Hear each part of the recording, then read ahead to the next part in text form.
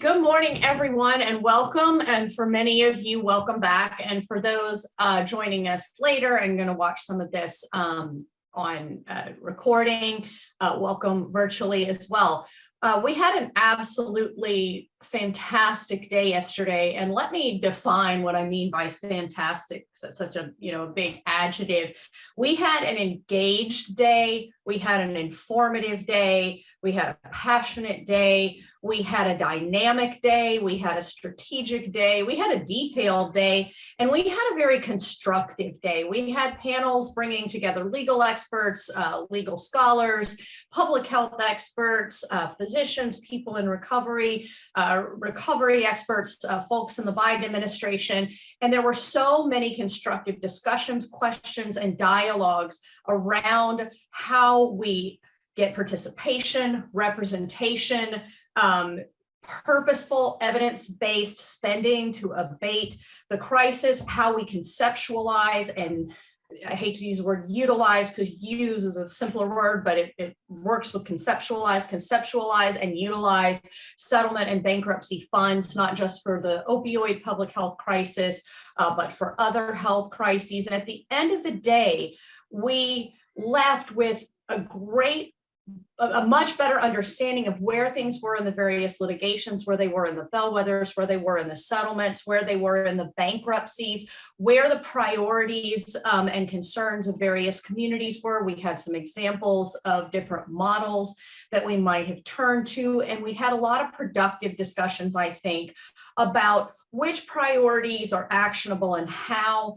and what the limitations and constraints of a settlement or of litigation are.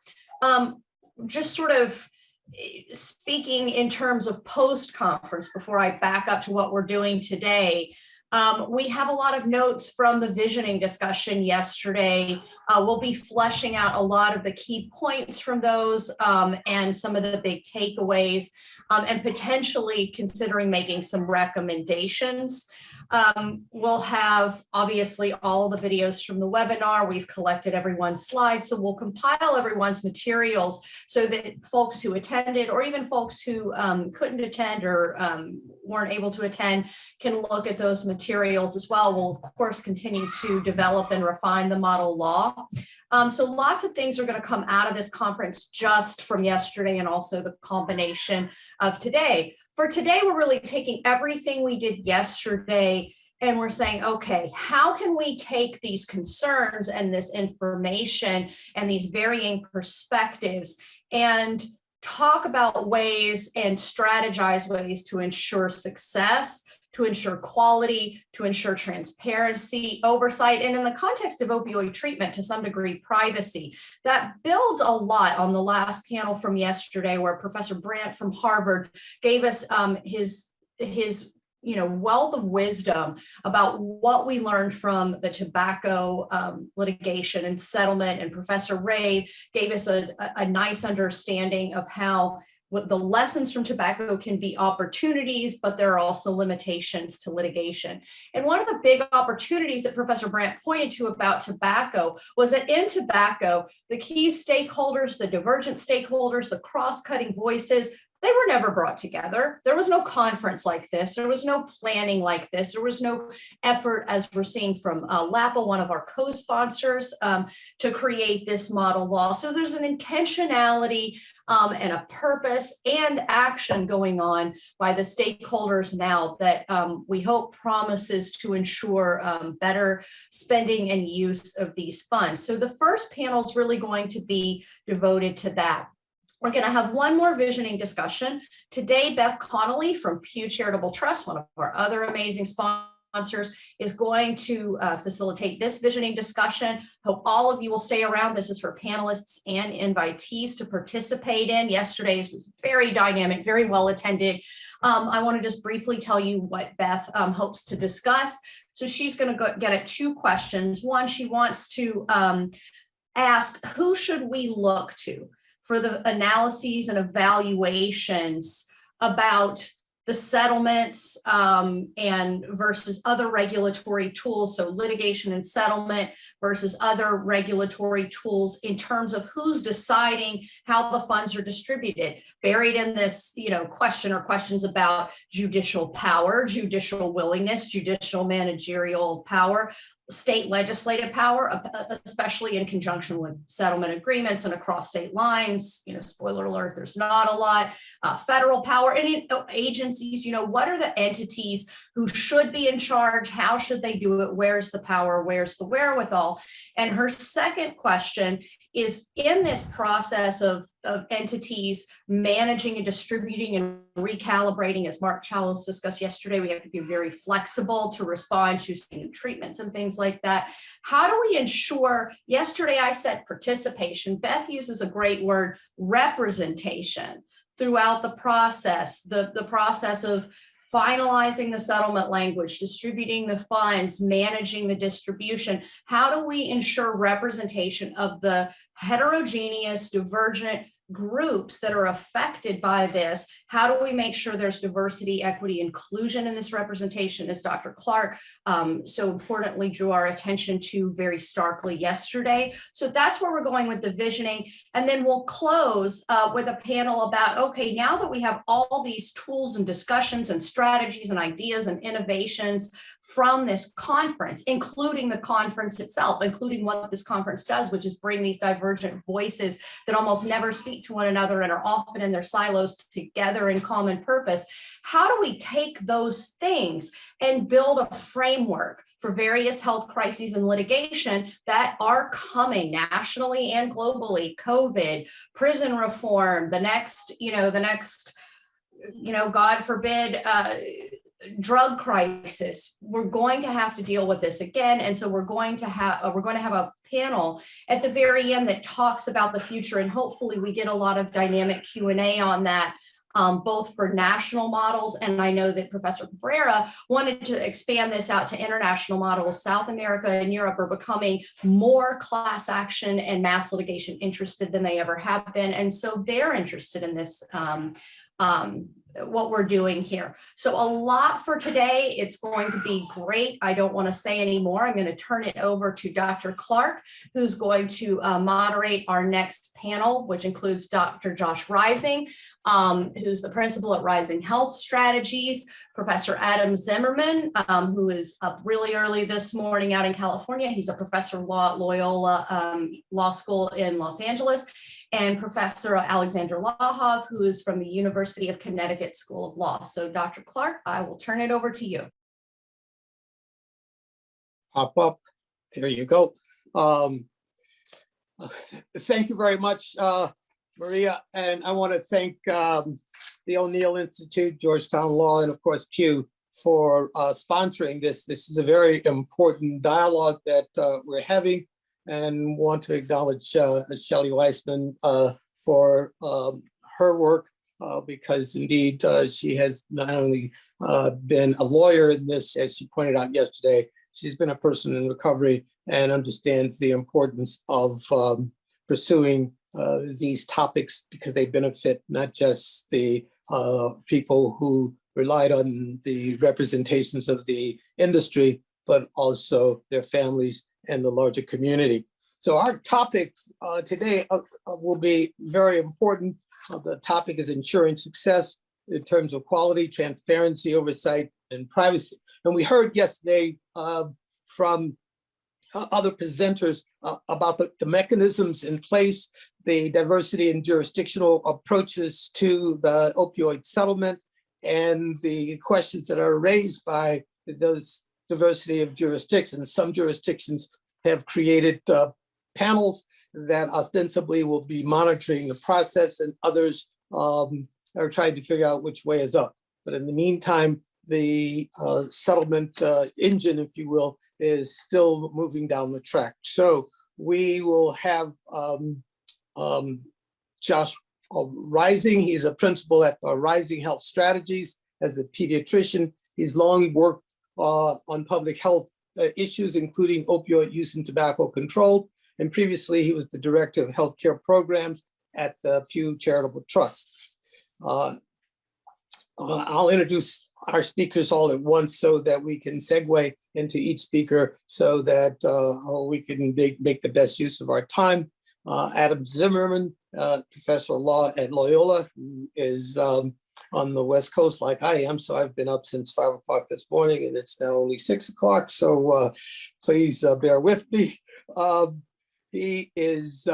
He teaches tort law, administrative law, civil procedures, mass tort law, and serves as associate director of Loyola's Civil Justice Program. And his scholarship explores the way that class action attorneys, regulatory agencies, and criminal prosecutors provide procedural justice to large groups of people through overlapping systems of tort law, administrative law, and criminal law. Then Alexandra Lahav is the Ella Ash Peters Professor at the University of Connecticut School of Law. She's an expert in complex litigation and mass torts, as well as litigation systems generally. And she's the author of Praise of Litigation, a prize-winning book on the contribution of litigation to democracy, and of over 30 articles on class actions, mass torts, multi-district litigation, and topics, related topics.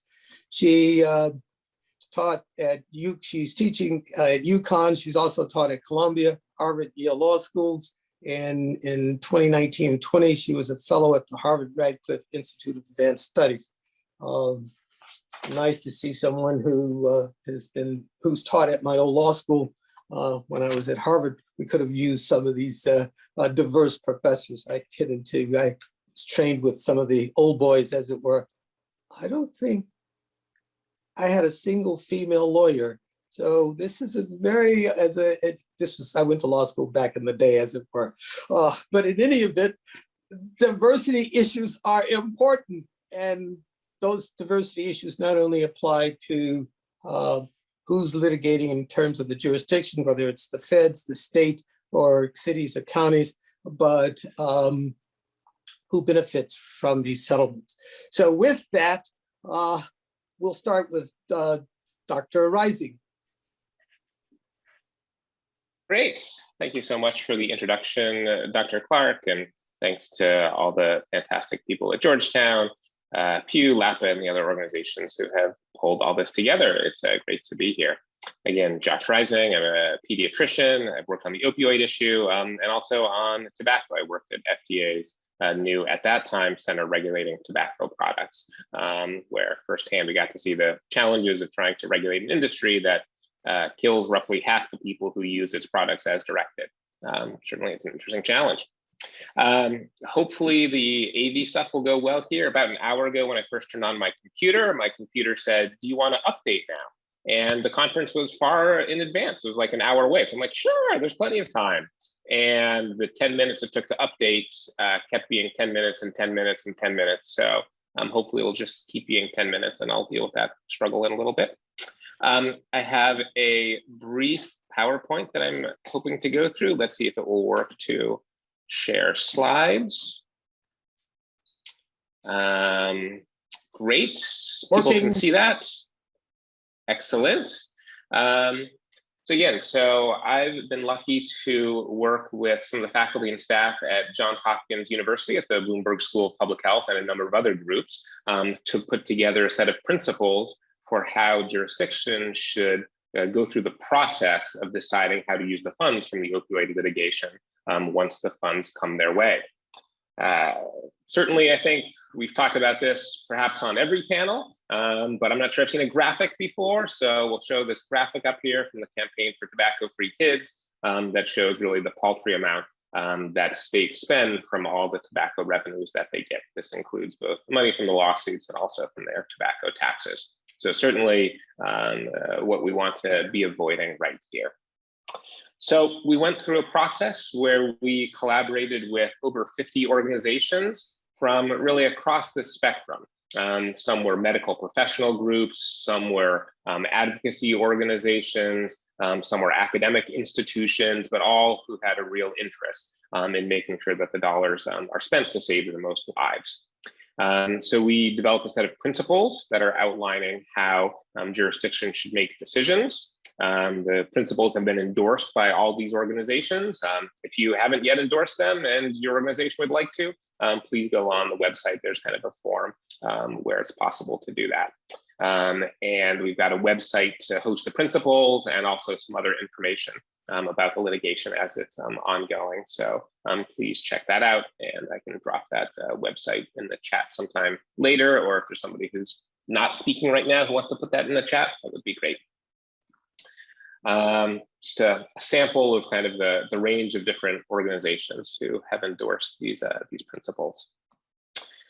So these 5 principles, we'll talk just a brief minute for each one of them. I think, what was really heartening to us is when we saw the model legislation, it was really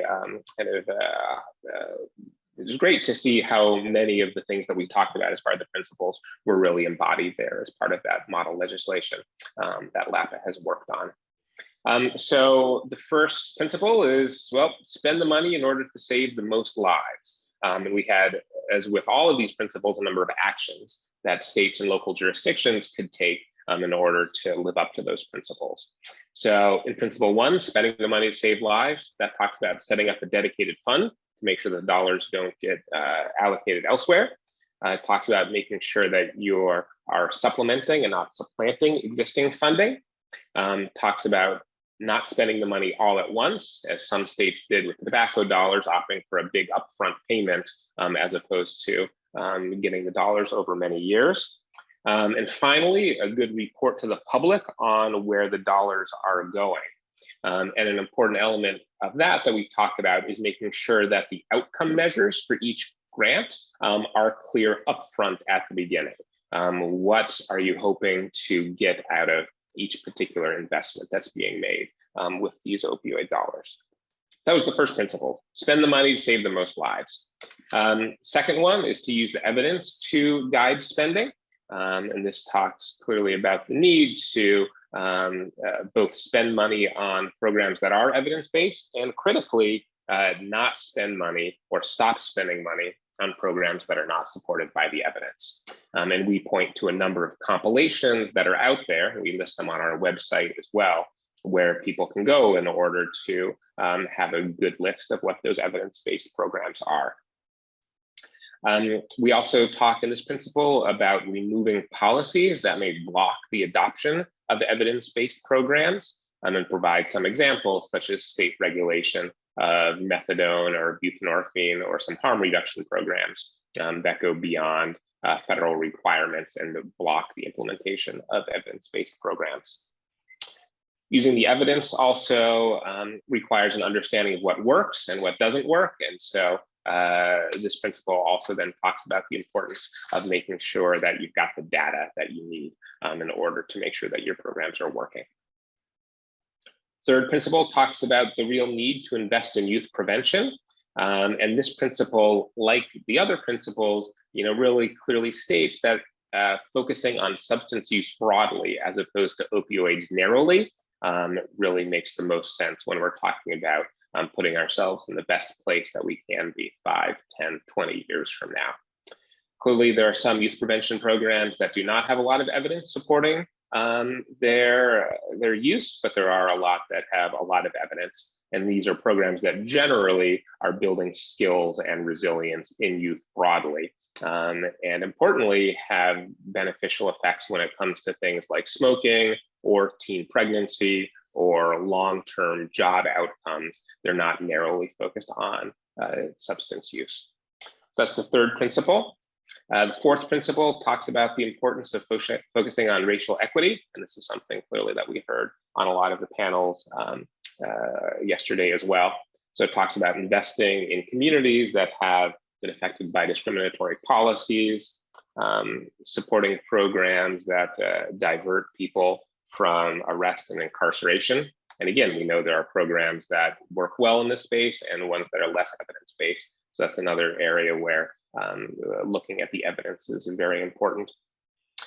Talks about involving community members in solutions as part of the focus on racial equity.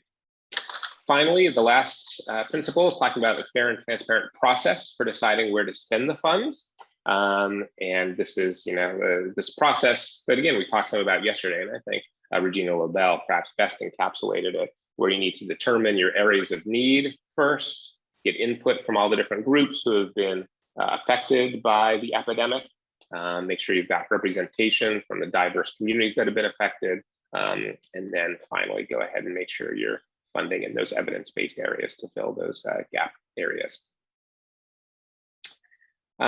We've mapped how the settlement agreement that was released, how that matches up against the principles. And we've got this comparison also up on our website that I encourage everybody to take a look at.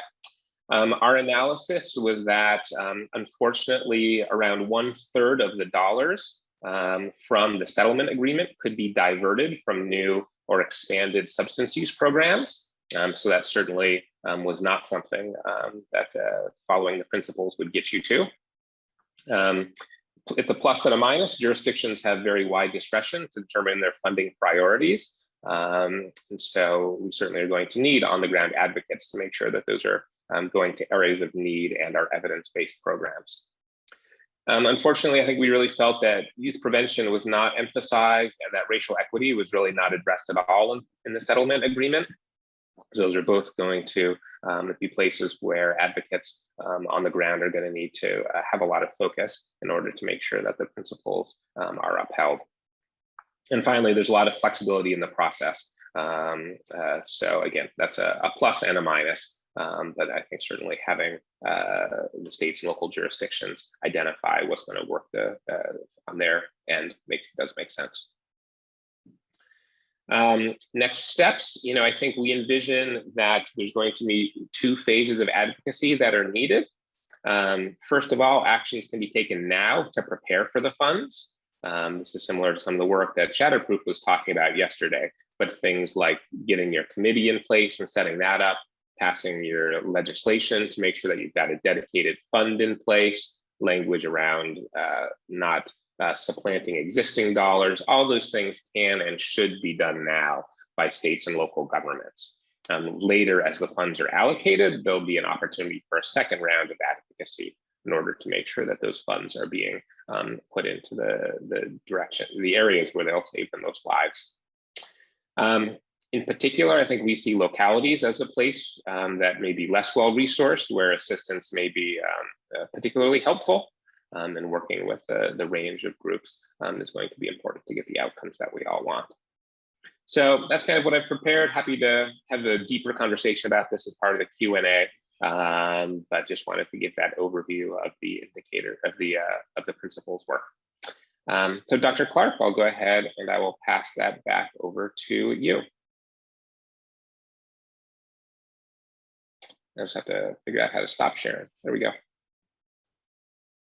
And these principles are very important. I'm glad you highlighted 2 critical issues, youth and dealing with racial equity. But we'll move to our next speaker, Adam Zimmerman. Adam. Thank you, Dr. Clark, and thanks, Josh and Maria. And oh, wait a second, I'm muted. Jose, we'll get back to you. You have your hand up, so we'll get back to you. Let's let Adam move forward, if that's okay with you. All right, go ahead, Adam. Thank you. Thank you, everyone, for having me. I feel like I'm going to end up echoing a lot of what Josh had to say, but I'm going to come at it from a slightly different angle. One of the things I've been most impressed by this conference so far is just kind of hearing from the public, because my background is in law and the study of courts and administrative law, is hearing just how folks from the public health community, particularly those advocating for legislative change, have approached this, because it's so great to hear all of this from a different angle, and to just kind of break through those silos. And one of the things that I wanted to talk about today was how there are actually silos within law that sometimes have frustrated our ability in the past to kind of get comprehensive change through mass tort litigation. How this presents a reason to kind of reconceptualize and have kind of almost a new model and approach. And I think it's a model and approach that we're already seeing being developed in this conference. And then to think about at the back end, what that might mean for implementing a settlement and some of the obstacles for that settlement. So let me just say a few words about like why I think this entire litigation is so interesting and why I think it highlights a conceptual gap that we've just had when we think about these things from the legal side. So the traditional model for looking at aggregate litigation and thinking about when I teach it, like what are some of the interesting tensions, has been to think about like how the pressure of a massive dispute impacting large numbers of people in different ways, whether it's opioids to guns to tobacco, just places a strain on the institutional capacity of our courts. How are they supposed to balance conflicting interests between the lawyers and clients, different interest groups? Most saliently, how do you balance like the interests of the group against maybe the interest of an individual, or in this case, it would be the interests of the state versus locality. And these conflicts are always heightened because courts, unlike other political institutions, actually have to respond.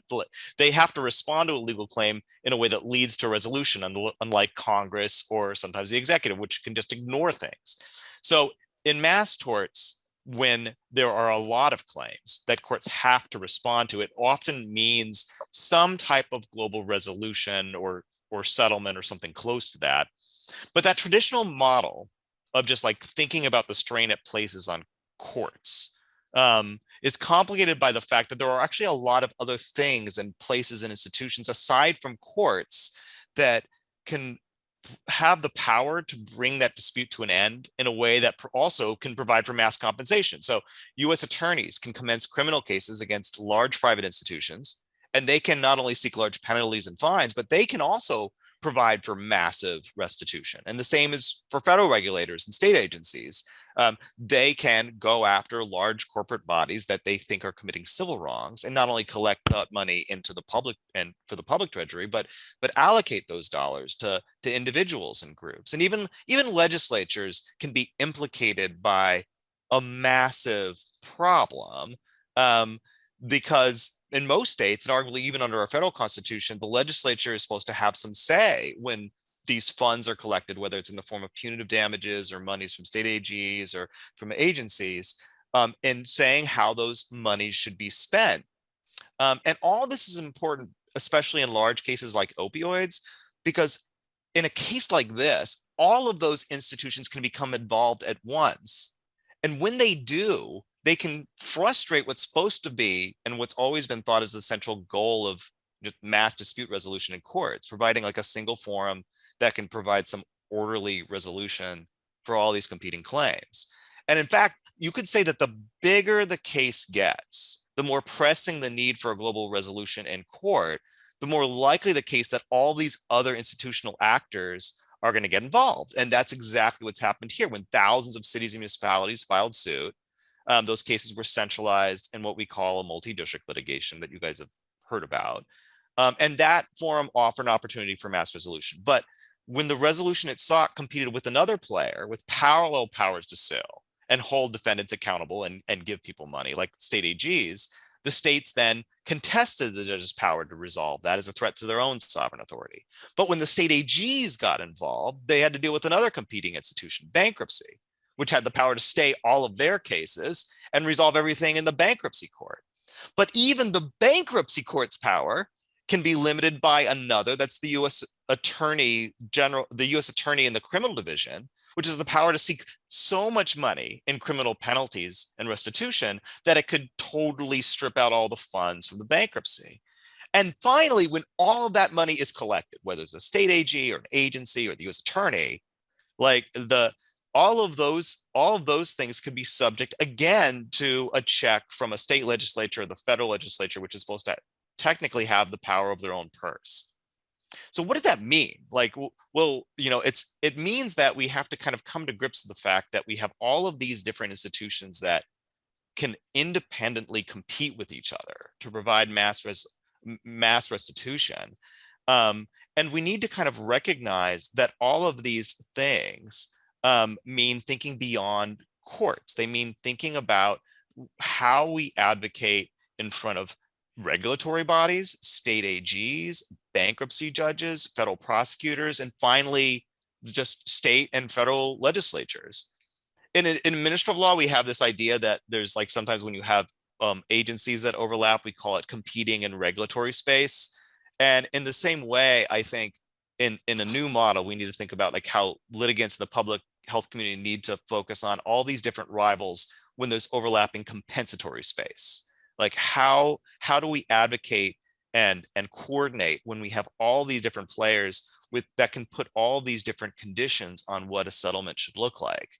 Now, practically, what does that new model look like? And what I think that new model looks like is a little bit like what's happening in places like Texas and Ohio, where the state AGs have reached tentative agreements with their cities and counties in advance of any settlement deal for how to allocate negotiation responsibilities, apportion the money, administer relief. And it means that like if the public health community is going to get involved, they need to be thinking about like how those agreements are being struck as one place where they need to think about like what a final settlement will look like. That approach also interestingly has provisions that allow for when money is coming from these different places to go into that dedicated fund.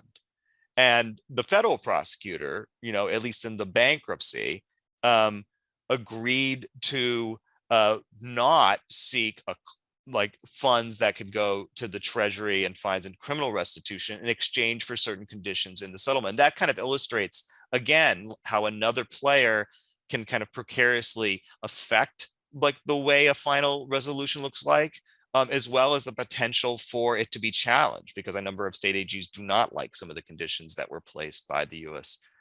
Criminal Division.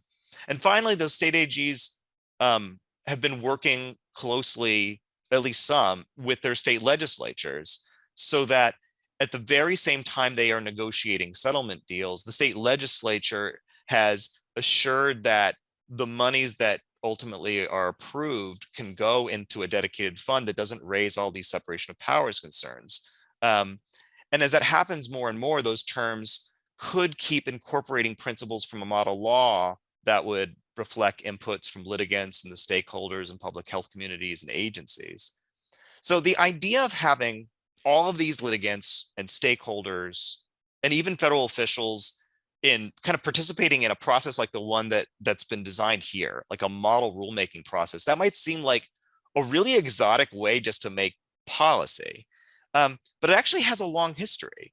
Some of the earliest federal agencies in the early 20th century didn't necessarily always have all of the power to regulate directly. So they worked a lot with institutions like the Uniform Law Commission to write drug laws, regulate street traffic, police unfair trade practices, write criminal laws, social welfare programs. So this has been done before, but I think it kind of reflects a possible model for thinking about how we resolve these mega mass torts, like some of the ones that Maria was talking about that we'll talk about at the end of the day, like whether it's Juul and vaping, to opioids, to even climate change. We need to begin thinking about like how parties in the judicial, executive, and legislative branch all have these competing tools that can complicate a settlement, but also need to be involved as stakeholders in resolving it. And that it kind of changes, like for the political science folks out there, it changes like our idea of federalism from like a layer cake, where you have the federal legislature takes care of national problems, to states and cities taking care of their own, to more like it's not even a marble cake anymore. It's more like a chocolate babka, where all of these different institutions, the legislatures, courts, agencies, and third parties are all kind of working together at these different levels of government to resolve complicated questions of overlapping state, national, and local significance. And what I think this means, and the challenges this presents to the very back end, where you have all these different institutions working together to kind of create like a model law, as well as kind of these informal agreements between all these institutions, is, well, what does it mean for how the money ultimately gets out at the end? Like you have all these parties agreeing, you have like the model, but what are some of the challenges at the very back end going to be? And I think there's like three Ds that we need to think about. First is about the delegation of power. Like I mean, it seems to be, and it makes sense in light of the experience of tobacco, that that there be some consideration about delegating power to some dedicated body that is thinking about opioids, to an administrative body. And I would also suggest it's worthwhile, and this has happened before with a lot of agencies, delegating some power to private institutions with funds that are capable of like monitoring and checking how that administrative body is working. And sometimes those delegations of private authority can move something from transactional change to transformative change. That happened with Agent Orange settlement, where we funded actually certain private bodies of veterans groups who were able to go back to Congress and petition for more comprehensive changes in Congress when there were shortcomings in the actual settlement. The other thing that I'm nervous about when I think about this is you get all these institutions together is just trying to define the goals, not only with sufficient transparency of like where the money should go, but at the right level of generality.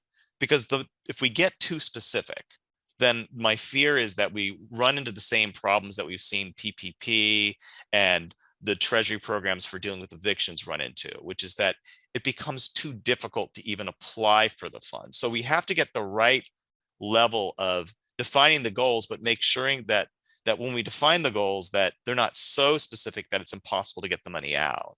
And that leads to like the last point, which is just that that there needs to be some thinking about like how we make sure there's enough discretion to spend that money in a way that doesn't lead to something like tobacco, where all the money goes to paving roads, but is sufficiently informed by just like stakeholders. And there, I think looking at like the law in Texas is actually a helpful one. I don't know if it's a complete one, but thinking about how that administrative body is formed and how people make the policy. Like, so as I understand it, that administrative body is not only composed and appointed by people from the governor's office, but from localities as well. And so just thinking about who's actually going to be on those boards, it might be just as important as the policy goals and guidelines that we provide.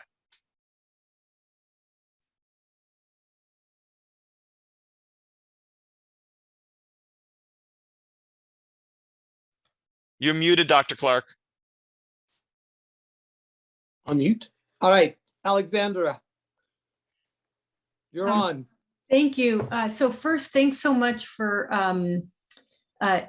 inviting me, especially to Professor Glover. Really, like, this is really so fascinating. And I'm a little intimidated because I was just looking while Adam was talking at Dr. Clark's resume, and he's got so many degrees. I feel like, who am I to say anything really at this point, but I'll try. So first, I want to invite Adam to co-author an article called Babka Federalism. So, you know, something to think about, Adam. And the other thing I wanted to share with you that Dr. Rising's comments made me think of, and this is going to actually relate to the few words I want to say. So I think maybe the first academic conference I ever went to was on medical malpractice reform. It was part of the Insurance Law Center at the University of Connecticut, where I teach. And they kept talking about evidence-based medicine. And I was like, what kind of medicine would you practice otherwise? Like witchcraft-based medicine? It just all seemed, kind of strange to have this concept, because when you have a concept, it means that it's pushing against something else, right? Some other form of medicine that isn't evidence-based. And I guess to me, that really expresses in some ways the tension that we have here between, and I'm speaking to this issue of how do you ensure quality, transparency, oversight, and thinking about, the issues that might arise, like, privacy is one thing that's mentioned here as well. And so there's a tension, I think, there between the role of experts, the role of politics, and the role of legal institutions, and whatever limitations people associate with them. So when Adam talks about new models, like the evidence-based medicine, it's pushing up right against an old model. And the old model is really a backwards looking kind of model. That is, the courts remedy wrongs that occurred in the past. And I suspect, although it wasn't to me clear from Dr. Rising's proposals, that there's also an issue of people who were injured by opioids in the past, not the lives that are going to be saved going forward, but the lives that have already been lost, people who want compensation for those. That is an issue here. So for example, in the bankruptcy, less money is going to the individuals who've sued Purdue than is going to more general public health measures. And that's a judgment, that like a political judgment about backwards looking versus forwards looking remedies. But it's also about, I think, or you could say to some extent, it's about a tension between, how much we think expertise is going to play a role here. So on the one hand, I think the forward-looking aspect of, say, the settlement that was recently approved in the bankruptcy, the kinds of suggestions that Dr. Rising makes, which as an outsider all seem eminently correct to me, right? But what do I know about public health?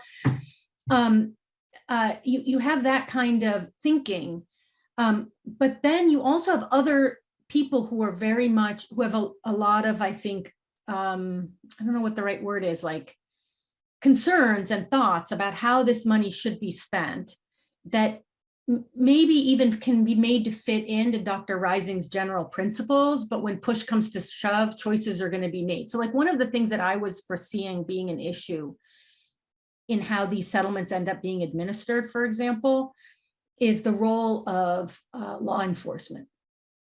So law enforcement, as I understand it, has played a pretty major role in the opioids crisis, in part because we don't have good public health infrastructure to deal with overdoses and things like that. And so I think there's going to be, if there hasn't already been, and I, again, this isn't, my core area, a push from law enforcement to get more of the funding, which in a limited fund is going to then siphon it off away from other kinds of community assistance programs, medical programs, whatever the other kinds of programs that would be on a list.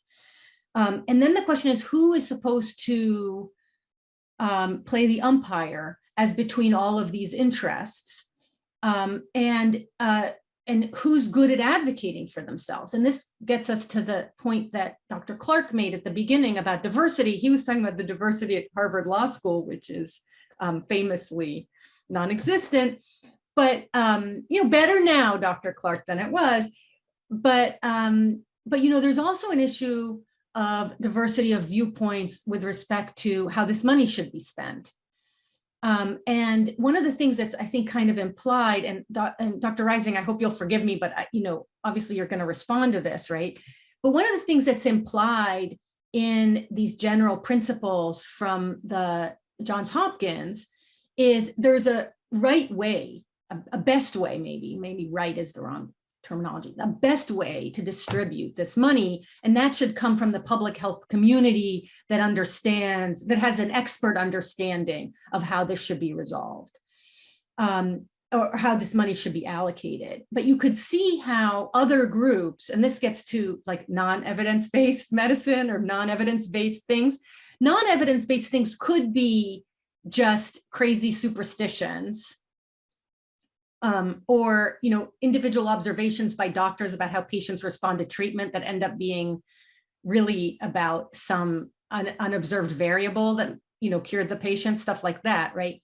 But they can also be about normative choices, politics of who gets recognized and who doesn't get recognized in the fight over how these things should be allocated. And that, just to come back to what courts can do.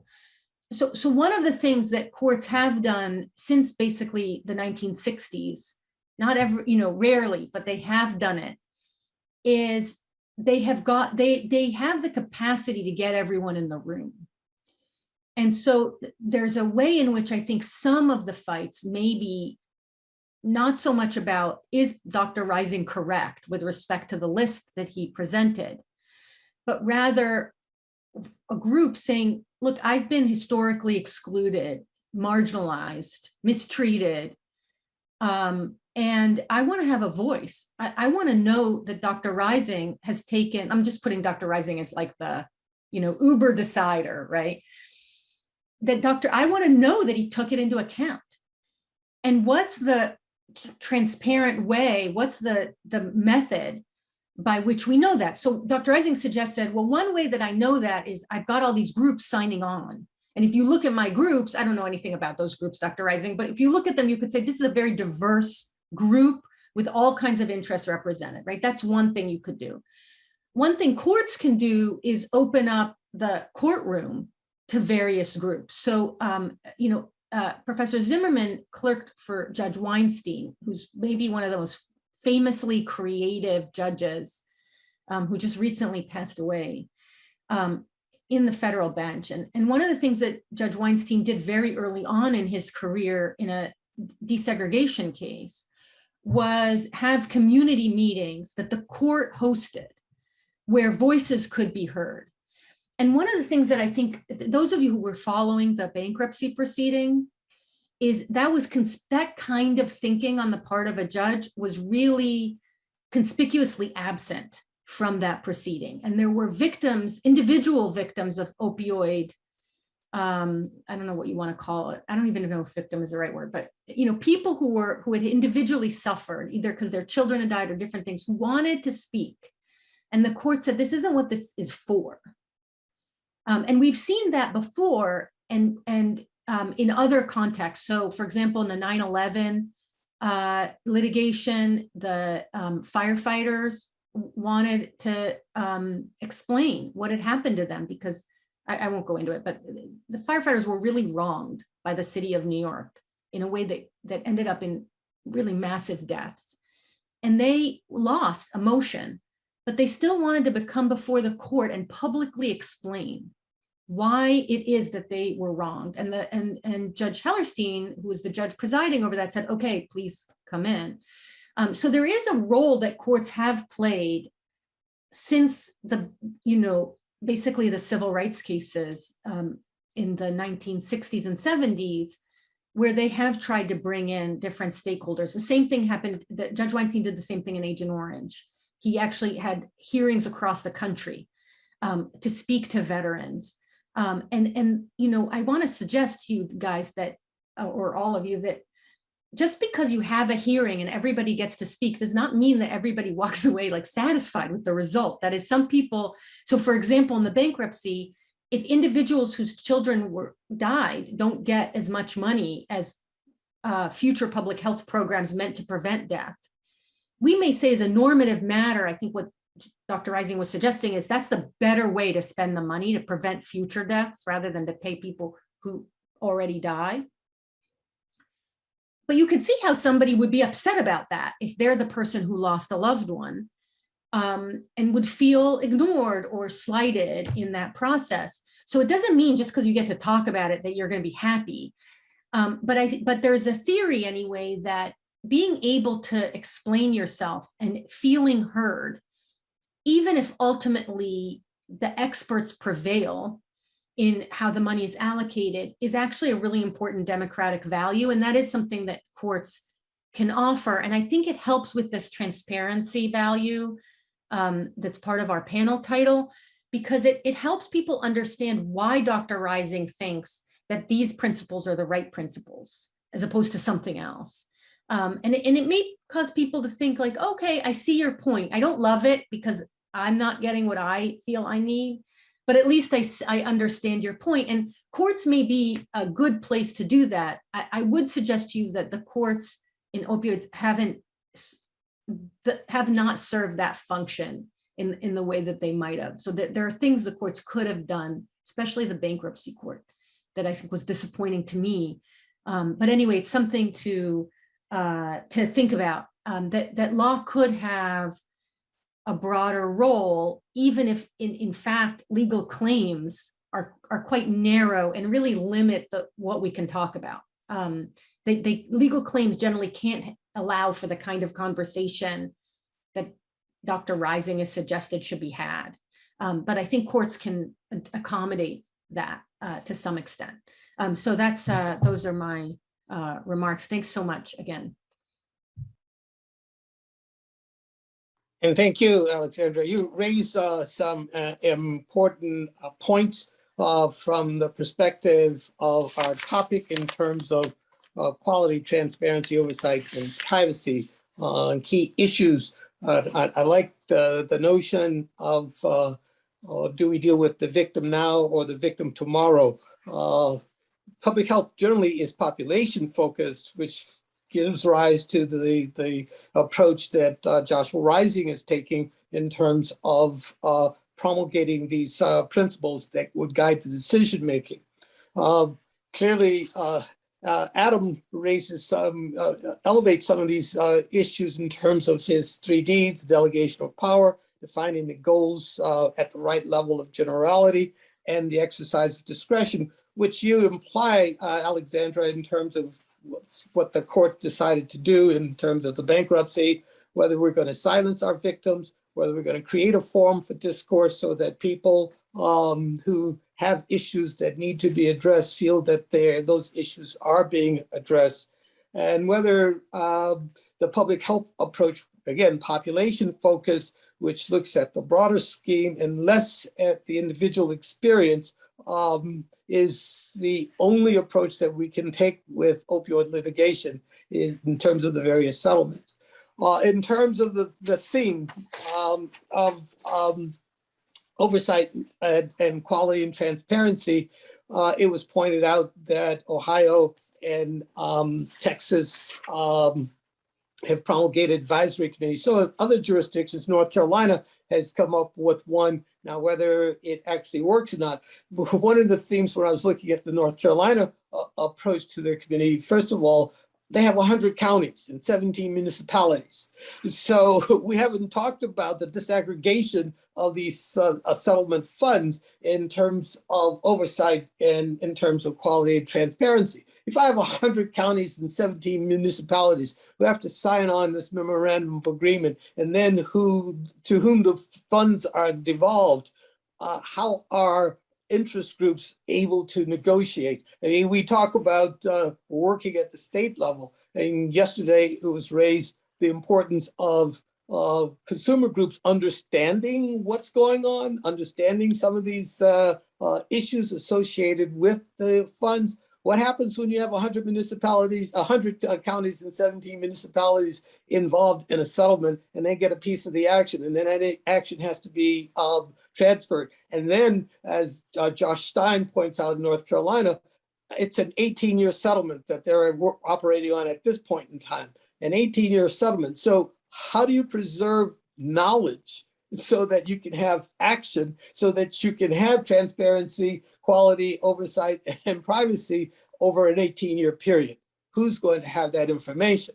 These are some of the issues that surface when we have these competing forums, and we have to, when we're looking at things globally. So Josh's principles will have to endure over these issues. And this is a state that says, okay, we want to have these participatory groups, but you have one person assigned to the group. Nevada has promulgated a committee where they've got a list of individuals on their committee, but you've got one individual from this group and one individual from that group and one individual from the third group and one individual. So how are those one individuals supposed to operate in a context where you've got these massive settlements? So these are some of the things that surface from the discourse. And I think our panelists have raised some critical points.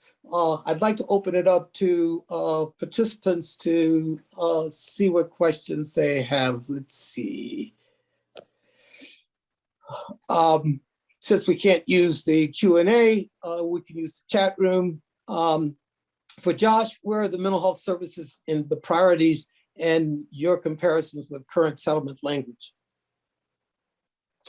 Great, thanks so much. And yeah, great presentations, Adam and Alexandra. Certainly, yeah, a lot of things to potentially come back to. So I guess I'll start with kind of that question from Maria around mental health services. Certainly in my mind, and I think in the mind of most people, effective treatment for any sort of a substance use disorder would need to include care for any underlying mental health disorders that are contributing to that particular substance use disorder. So certainly in my mind, that would be an appropriate use of funds. Again, I think as we talked about some yesterday, the agreement, the settlement agreement is pretty specific on opioids as opposed to substance use. So the constraints are, I think, a little bit narrower than what we would want them to be overall when it comes to substance use care. I think in terms of, what Alexandra was talking about, kind of in terms of, kind of the sort of outcomes, I do want to emphasize that the principles, they really talk about the process to go through to get to those outcomes, as opposed to what the right outcome is. It's really, we focused on what is that process that will get you to that outcome, the steps that need to be taken in order to get the necessary information, have the right people involved, make sure you're spending money in the right directions. And I think as part of that, as we talked about in the principles, kind of having a leadership role for public health experts does make a lot of sense by being able to bring from that sense of what are those interventions that are kind of based in the most evidence. But clearly this needs to involve the perspective of lots of other people too, to make sure that when the rubber hits the road and programs are being implemented, that's going to be done in the way that in the real world is actually going to work. So certainly happy to kind of talk about that some more, but those are some of my initial thoughts as you were kind of bringing up kind of the role of public health in some of these decisions around how to spend the dollars, and kind of is there that quote right or best way. And I don't think there necessarily is. I think there are lots of good outcomes when it comes to the specific programs to spend monies on. But I do think when it comes to the process, that there are ways with the process to help get you to that particular, those particular outcomes. Adam, Alexandra raised the issue of the role of law enforcement and this whole issue of this global approach to dealing with the settlement. So the question comes in is, what's the purpose of the settlement? Is it only for public health? Was public health the only issue, the only entity or area that was adversely affected? Or are there other stakeholders who transcend public health per se? This is for me. Yeah. I think so. I mean, I think one of these. I think one of the reasons why, as Professor Lahav said, there had been kind of a crowding out, at least in the litigation stage, of a lot of the individual lawsuits and a lot of the class actions, reflects kind of this dynamic of how the attorneys decided to kind of proceed. And I think what they felt was that by representing municipalities, and I guess I'll call that part of law enforcement, municipalities in the way they were trying to collect for the types of efforts that they were trying to that they'd spent money on, partially through law enforcement, that they were much bigger players, and that there was a lot more money to be collected immediately on behalf of the municipalities then, and it was much less complicated than trying to certify a class of individuals.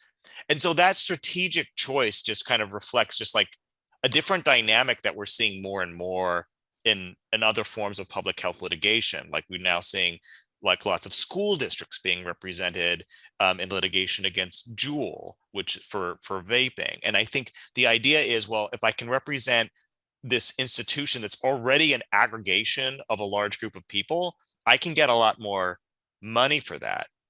And so I think what I would say is like, yes, it's very plausible and possible that like as plaintiffs' attorneys, just as a matter of strategy, represent institutions that in turn represent a large group of people, in order to just kind of like, because it provides for more money and also provides for like more opportunities for structural reform, that we might end up leaving out like the more traditional individual litigants in a case. And that places more pressure just on the judge. And this is something that just goes back to all the, like early cases that Judge Weinstein used to handle as well, where like, how do you, in just structuring the litigation from the onset, hear from those voices? Now, those individual litigants, I should say, they still have cases. Like they still have cases. It's just like the functional problem is that there might not be enough money in the end, particularly if some of these defendants go bankrupt. So I don't know if that's really answering your question. I think like they were definitely heard, but because they weren't prioritized, in part that reflected a litigation strategy that we might be seeing in other places, that we'll have to find other places at the back end of the settlement to make sure that they eventually are heard. There was one other thing I wanted to say, which was up to your point, Dr. Clark, about like, oh, how is North Carolina going to get like these 100 municipalities? And I think in Texas, they're struggling with that as well, too. They have lots of counties and they haven't all signed on yet. And I think one thing that's really interesting about that is that's been the tension all along in this entire litigation. Like, how are you going to get 3,000 or 12,000 or 20,000 municipalities to all kind of agree? And it's been the state AG's argument all along. Like, this is why they shouldn't have the right to sue. I think the states and cities all have independent rights to litigate, but I think we're seeing like a model where a lot of municipalities are coming around to the idea that they should coordinate, at least within their own state, because this might be the only game in town, really. Like, this might be the only way in which, given the state of the crisis now, that they might be able to kind of efficiently get the funds they need to. So I think that pressure is going to, within a lot of states, like encourage municipalities to kind of coalesce around some type of plan. Or at least that's my hope. So one of the questions is, what are some of the strategies we need to achieve a balance between these competing interests, so that we can get some resolution? We need to find the right balance between decisive action and with the flexibility needed to meet current need. So for the panel, we've got these issues that are operating, particularly if we are looking at the issue of oversight, because that's the other theme. Who is going to be looking over this process at the settlement, distribution, and use level? Assuming our other panelists talked about all these moving pieces in terms of forums and courts and decision makers, but in the end, when the money shows up in that, let's say, big bag, who's going to determine who reaches into that bag and to whom that money is handed out? So how do we get that balance?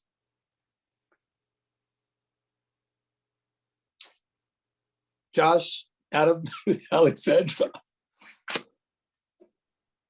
Professor Lahav raised her hand first. Go ahead. Yeah, I guess I sort of want to react to Dr. Clark, but also Dr. Rising's comment, which is there's a way that it's in my field of procedure. One of our big issues is, how do you deal with the overlap between procedure and substance? So just note what I did there. I assumed there is an overlap between procedure and substance. So once you say, my goal is to maximize human life, which, by the way, I think is a laudable goal. Like, I'm not criticizing the goal, just to be clear. But once you say that, embedded in that are a whole bunch of already of normative assumptions. And so I think it's a mistake, or at least it's not a mistake forward facing, like from a, I don't know what the right word is, like publicity perspective or whatever, but conceptually, to think that the process that you create doesn't have embedded in it already a lot of norms and a lot of substantive goals. And I think this is, I don't know, my brain isn't working as fast as it should. I don't know if this is exactly responsive to Dr. Clark's comment, but I do think that once the decision was made, as Adam was explaining, to be forward-looking in terms of how we think this litigation should proceed, or what our focus on the litigation is. So when Judge Polster had that first conference that made all the law professors, like, I don't know, they all had like little heart attacks, because he said, look, we have a crisis. We need money to go to this, like, right now, urgent, very big, urgent crisis resolution needed immediately, right? Guys, settle. Once he said that, you know, what that meant was the whole thing was going to be forward looking to help abate the ongoing problem rather than, you know, to help individuals. And then I want to add one other thing, and I really want Dr. Clark's and Dr. Rising's reaction to this, which is, in the opioids litigation on the defense side, there's a narrative, at least some companies have this narrative, that is analogous to the narrative that we saw in tobacco. And that is that this is an individual problem of individual weakness, and some people are quote unquote addicts.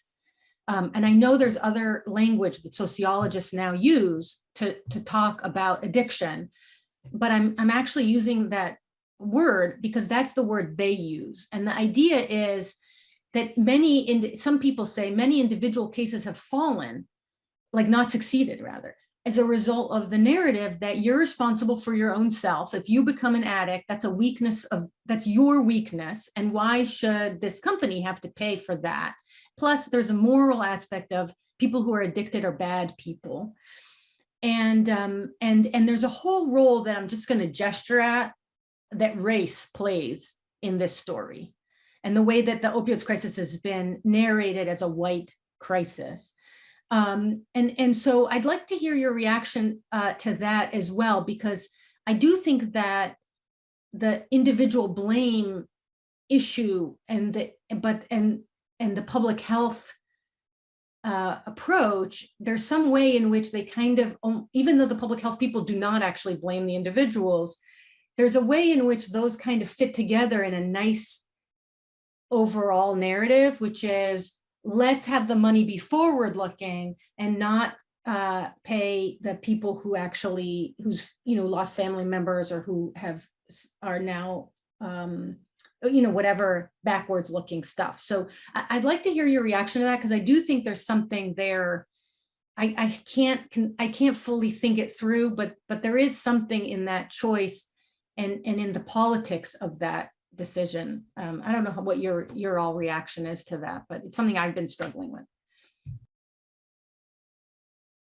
Josh, you want to go first? Sure, happy to go first.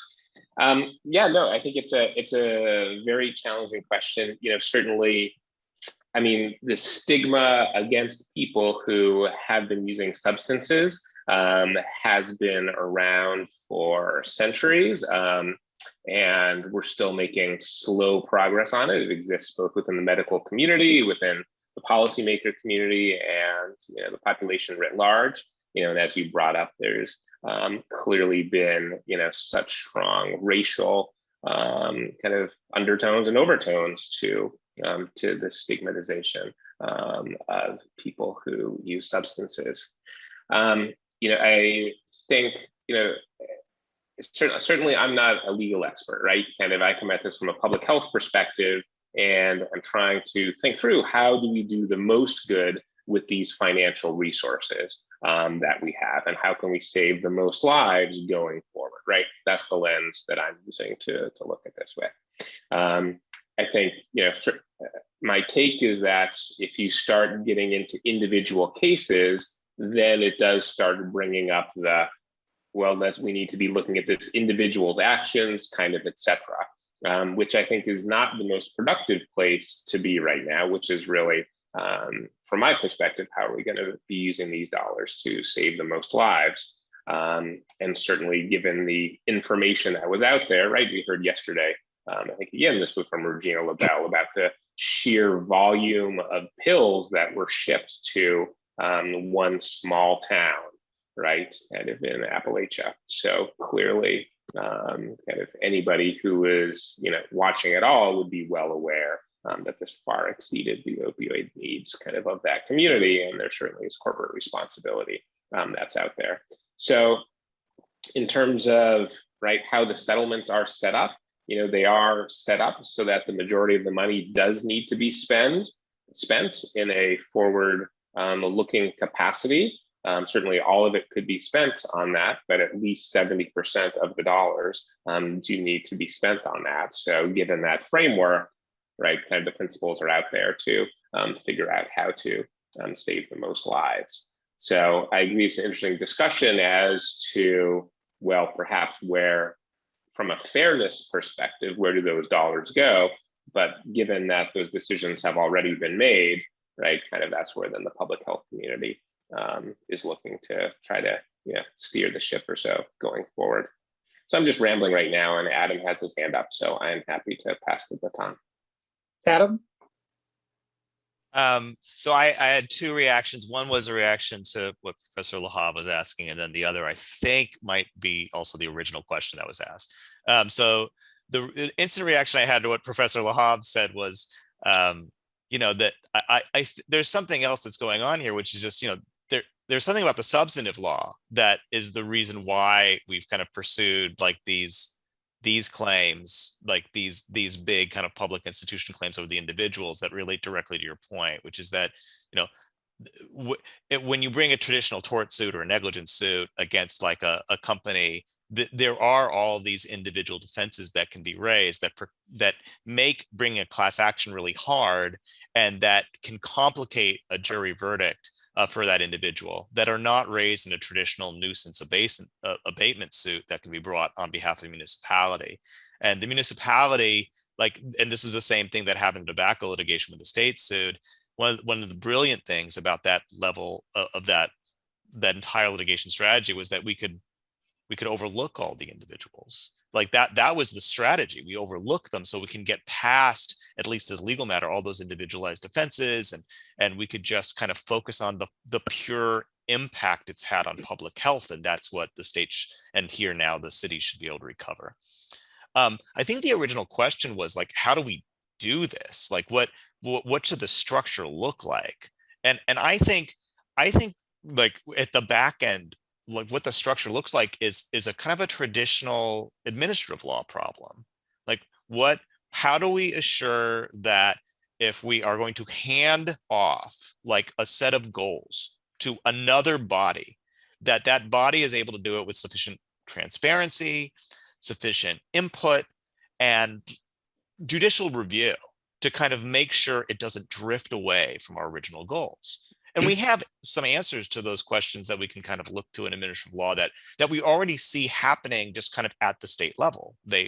As the settlements are being approved, or as states are coming together, like state legislatures are in the same process of creating administrative bodies with input from the local level as well as from the state level, and then kind of giving them some authority over just funds, no matter how the funds are coming in, whether it's through the bankruptcy or through something else.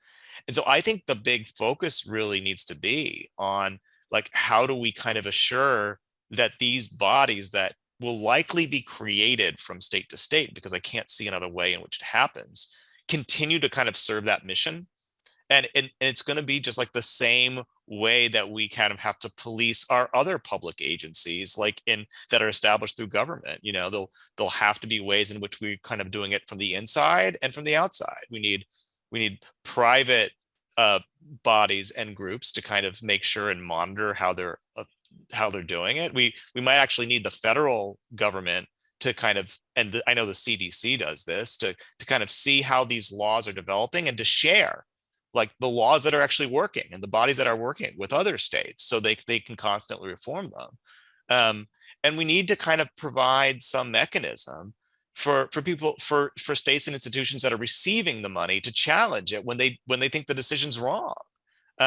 So, I mean, one of the things that we've kind of done is we're kind of shifting the football. I mean, I think there's progress, but we're shifting it further and further, kind of like down. And the big worry when you do that is you get a big announcement, like $26 billion settlement, but then we ignore everything that happens afterwards. And so we just need to kind of make sure that we're just using the same tools that we use historically, like in administrative law and administrative law challenges, to kind of make sure that we're still paying attention.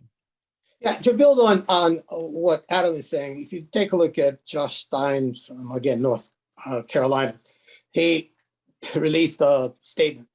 In order to assure a high level of transparency, a word that's in our title for our group, into how local governments will use their funds, including special revenue funds subject to audit, annual financial and impact reports, and a public dashboard showing how they are using the settlement funds to address the epidemic. So consistent with what Adam is saying, that there are jurisdictions thinking about processes by which you can judge this. And I like the notion of the public dashboard. And as Adam points out, organizations like the CDC, which can fund policy papers so that you can look at what's actually happened as these things roll out. We learned a lot from the smoking settlement, and we learned about what unfettered discretion does. It allows me to spend the money on whatever I want to spend it on. So from the defendant's point of view, spending the money on something that is related to opioids seems to matter. But to Alexandra's question, the defendants in this case really can't take the position that it's the individual. They're operating in a heavily regulated space, as Adam has previously pointed out, and a heavily regulated space means my product doesn't actually go direct to consumer. The consumer just doesn't pick it up at the local bodega. The consumer has to pick it up with a prescription. That prescription is issued by a practitioner who's also regulated by the state. So the product is regulated, the prescriber is regulated, the distributor is regulated, everybody's regulated. So you can't simply say it's the consumers. The consumer presents to the practitioner and says, I want. The practitioner's duty and obligation is to say no or yes. No, if you're not, if it's inappropriate, yes, if it's appropriate. When the practitioner's behavior is affected by somebody up the line, then that person up the line or that entity up the line assumes some of the responsibility for that final decision. In the end, then, that chain of causality operates on a sense of, I know that some people are more vulnerable than others. Roughly 12% of the people who meet criteria for an opioid use disorder, 12% of the people who receive opioids develop an opioid use disorder. We know that. We can look at the epidemiology. So if I'm too casual about this prescribing and dispensing, then I know that 12% is going to loom large in terms of who becomes victimized as a result of the decision making. So if the practitioner is not exercising decisions, that practitioner's decision making is affected by somebody up the line, then all of those entities. So we're not simply dealing with a person who has an individual weakness. If there is a weakness, it's a weakness in the system. And if there's a weakness in the system, then all those people who are profiting from that system should play a role in addressing the consequences of that weakness. So we're running out of time. We've been told to pay a close attention to our time. I want to thank Josh, and Adam, and Alexandra for your contributions to the panel. Our topic is a very important one, and it fits into the larger scheme of this summit. I want to thank Maria and Shelley and Pew and Georgetown and the O'Neill Institute for having this opportunity to discuss this critical issue. Thank you.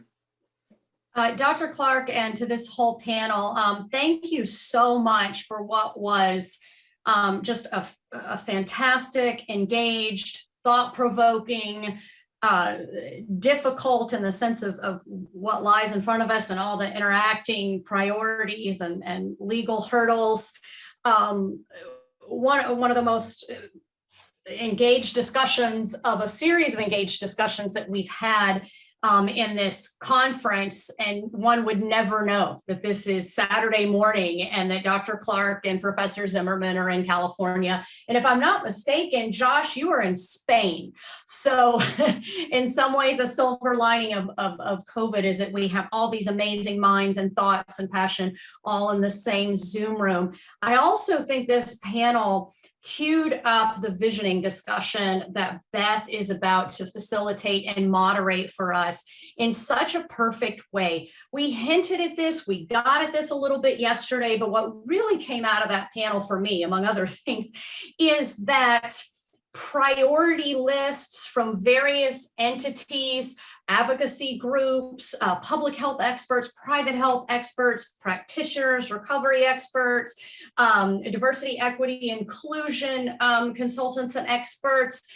There's a long way, and it's not a straight path, right? From those priorities, from those concerns to operational language, to enforceable language, to monitoring. So Josh spoke so much about, the discretion. We talked about so far the lack of youth intervention, the sort of, perhaps insufficient attention to mental health, concerns about representation and diversity. And we're at a stage in the litigations and the settlements within the constraints of what litigations and settlements can do, within the constraints of the entities who can or will be charged with administering these funds, which goes directly to one of Beth's questions. But within those constraints, we are, as one might say, not too late, right? We're not too late to vision and dynamically discuss and strategize, okay, here's what we're seeing, here's what we think is missing, here are the voices we may need to bring to the table. How do we operationalize that? Who operationalizes that? Who supervises that? How do we stay engaged and involved and, more importantly, impactful as this happens? Because as and I'm writing an article about this, so full disclosure, I'm biased in this position. But, Richard Nagaretta, my mentor, once said that settlement was the dominant end game in litigation. And he has a point, and he's not wrong, but I think it's not fully correct either. These mass torts, and especially a mass tort like a public health crisis like the opioid crisis, settlement is not the end game. It's the dominant beginning. This thing will have an incredibly long tail. Diet drugs had, decades long tail. Asbestos, good gosh, we're still doing asbestos. So as we transition into our visioning session, I think we have a lot of focused questions to bring together priorities and pitfalls and concerns that we want to operationalize in settlement language and put in front of the entities who can enforce it. But I think it also makes sense to proceed both with optimism and awareness that we're not too late with regard to a lot of what's going into the settlements. And more than that, we're certainly not too late for the long tail of the litigation. But that also comes with a commitment and a responsibility and an understanding that this is not a short-term, one-time commitment and yay, we got our voices in and now we're done. This is going to go on for years and there will be revisiting and recalibration. So that was just an incredible and perfect transition into Beth's visioning discussion. So for those, I think most of the people here were here yesterday, but for those who were not here yesterday, either for all or part of it, or certainly not for the visioning discussion, the way this works is Beth will moderate, and I believe attendees use the Q&A function. Beth, correct me if you want me to do this differently. Hosts and panelists use the chat function. We can also use the reaction function to raise hand, or the raise hand function. For some people, it says reactions. For some people, it says raise hand. If you have reactions, you can also thumbs up and smiley face for things.